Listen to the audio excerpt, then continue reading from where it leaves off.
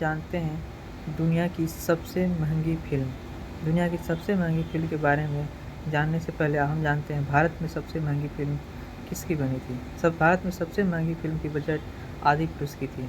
वैसे तो बॉलीवुड की कई सारी फ़िल्में ऐसी रही है जिनका बजट अच्छा खासा है, लेकिन कोई भी फ़िल्म साल 2015 में आई फ़िल्म 2015 में आई film Star Wars of the Force Awakens के बजट के आसपास भी नहीं भटकती। स्टार वार्स दुनिया की सबसे महंगी फ़िल्म के नाम में जानी जाती है। इस फ़िल्म का बजट 3000 करोड़ का था। ये बजट अपने आप में बहुत विशाल है और इतने में तो कई सारी बॉलीवुड फ़िल्में बन सकती हैं। इस फ़िल्म ने बॉक्स ऑफिस पर भी धूम मचाई थी और रिपोर्ट्स माने तो दुनिया भर में 17,000 करोड़ से ज़्यादा का कलेक्शन किया था।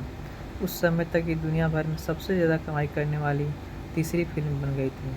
दुनिया में सबसे ज़्यादा कमाई करने वाली पहली फ़िल्म है अवतार।